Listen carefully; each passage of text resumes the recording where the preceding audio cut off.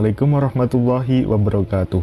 Seorang arkeolog bernama Ron Yat pada tahun 1988 mengklaim telah menemukan bangkai kereta tempur kuno yang berada di dasar Laut Merah. Ron Yat mengatakan bahwa bangkai kereta tempur Peraroh yang tenggelam di Laut Merah tersebut digunakan saat mengejar Musa bersama para pengikutnya. Ron Yat bersama para peneliti lain juga menemukan beberapa tulang manusia dan tulang kuda di tempat yang sama. Adanya temuan tulang belulang itu memperkuat dugaan bahwa itu merupakan kerangka bala tentara Fir'aun yang tenggelam di Laut Merah. Didukung juga oleh hasil pengujian yang dilakukan di Stockholm University terhadap beberapa sisa tulang belulang yang ditemukan yang dinyatakan memang benar adanya. Para peneliti menyebutkan bahwa struktur dan kandungan tulang yang ditemukan telah berusia sekitar 3.500 tahun. Sementara itu, kisah pengejaran Nabi Musa juga diperkirakan terjadi dalam kurun waktu yang sama, yaitu sekitar 3.500 tahun yang lalu. Tidak hanya tulang yang ditemukan, ada juga benda lain yakni poros roda salah satu kereta kuda tentara Fir'aun yang kini telah berubah menjadi batu karang. Uniknya, dari beberapa bangkai kereta tadi, ditemukan juga sebuah roda yang terdiri dari 4 buah jeruji yang terbuat dari emas. Penemuan kereta dan tulang belulang pasukan Fir'aun ini menjadi bukti kebenaran Al-Quran bahwa Nabi Musa alaihissalam atas izin Allah Subhanahu wa Ta'ala memang pernah membelah lautan. Nabi Musa diketahui sebagai orang yang berani menantang kepemimpinan Fir'aun. Bahkan Nabi Musa telah berusaha meluluhkan hati Fir'aun karena telah melampaui batas. Namun hal itu gagal dan membuat Fir'aun memerintahkan pasukan untuk menangkap Nabi Musa. Nabi Musa dan para pengikutnya pun dikejar-kejar oleh pasukan Fir'aun. Namun, mereka terjebak di ujung perbatasan dengan laut sehingga tak ada jalan keluar kecuali melewati laut yang dikenal dengan nama Laut Merah itu. Atas petunjuk Allah Subhanahu wa Ta'ala, lalu dipukullah tongkat Nabi Musa ke tanah sehingga membelah lautan. Nabi Musa dan pengikutnya pun berjalan di tengah-tengah laut yang terbelah tersebut. Dan sungguh telah kami wahyukan kepada Musa, pergilah bersama hamba-hambaku Bani Israel pada malam hari, dan pukullah buatlah untuk mereka jalan yang kering di laut itu. Engkau tidak perlu takut akan tersusul dan tidak perlu khawatir akan tenggelam. Al-Quran Surat Toha ayat 77. Ketika memukulkan tongkatnya ke tanah, Nabi Musa juga mengucap doa membelah lautan. Kemudian Fir'aun dan pasukannya mengejar Nabi Musa, tetapi dengan mukjizat dari Allah Subhanahu wa Ta'ala, Fir'aun dan pasukannya malah ditenggelamkan ke dalam lautan. Kemudian Fir'aun dengan bala tentaranya mengejar mereka, tetapi mereka digulung ombak laut yang menenggelamkan mereka. Al-Quran Surat Toha ayat 78. Nabi Musa mendapatkan kemenangan atas Fir'aun karena Allah Subhanahu wa Ta'ala telah memberi petunjuk. Akhirnya Fir'aun dan pasukannya tenggelam dalam Laut Merah. Dan ingatlah ketika kami membelah laut untukmu Nabi Musa, sehingga kamu Nabi Musa dan Bani Israel dapat kami selamatkan, dan kami tenggelamkan Fir'aun dan pengikut-pengikut Fir'aun, sedang kamu menyaksikan. Al-Quran Surat Al-Baqarah ayat 50. Nah, sekian video kita kali ini. Jangan lupa kasih komentarnya ya, sahabat. Terima kasih.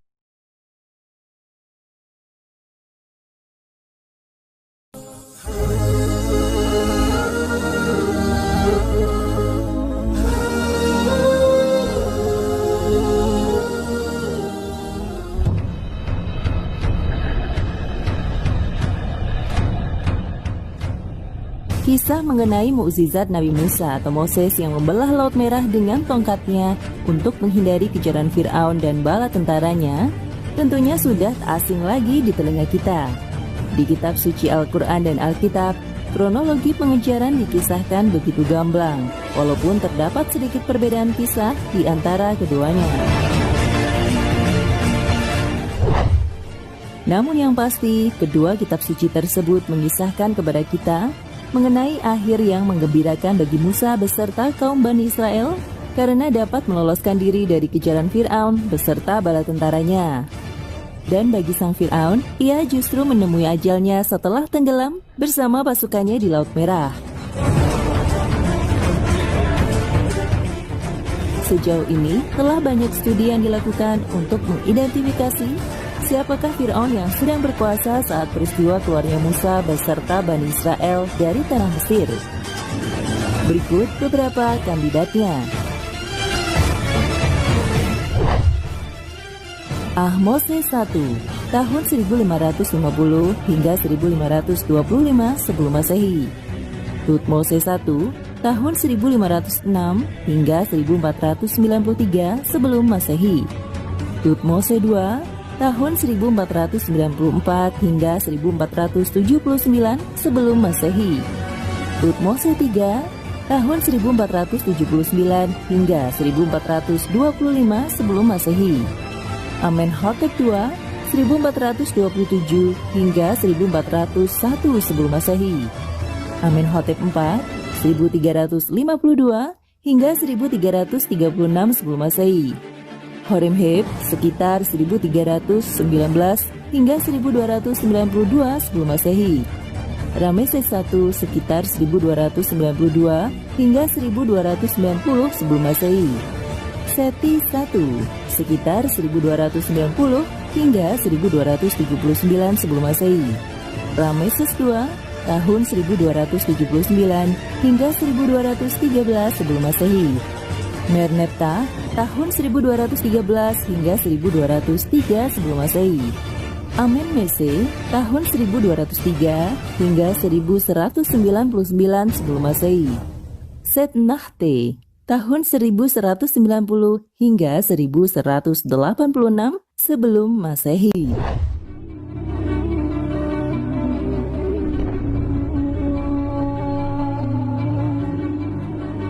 Dari daftar beberapa Fir'aun di atas, nama Rameses II selama ini memang kerap diidentifikasikan sebagai Fir'aun yang sedang berkuasa pada saat itu.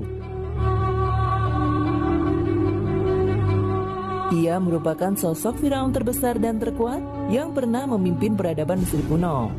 Rameses II juga merupakan salah satu Fir'aun yang paling lama berkuasa, yakni 66 tahun lamanya.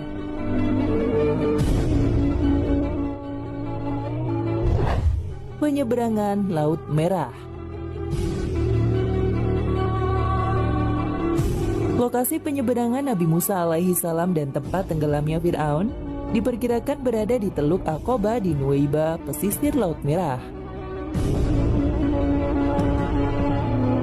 Kedalaman maksimum perairan di sekitar lokasi penyeberangan adalah 800 meter di sisi ke arah Mesir dan 900 meter di sisi ke arah Arab. Sementara itu di sisi utara dan selatan lintasan penyeberangan, lihat panah merah, kedalamannya mencapai 1.500 meter. Kecerunan laut dari Nuweiba ke arah Teluk Aqaba sekitar 1/14 atau 4 darjah. Sementara itu dari Teluk Nuweiba ke arah daratan Arab sekitar 1/10 atau 6 darjah. Diperkirakan jarak antara Nuweiba ke Arab sekitar 1.800 meter. Lebar lintasan Laut Merah yang terbelah diperkirakan 900 meter.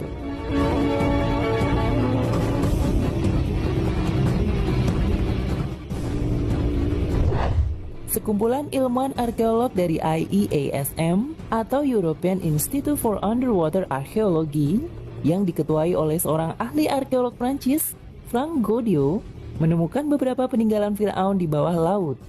Ini adalah salah satu penemuan terbesar dalam abad ke-21.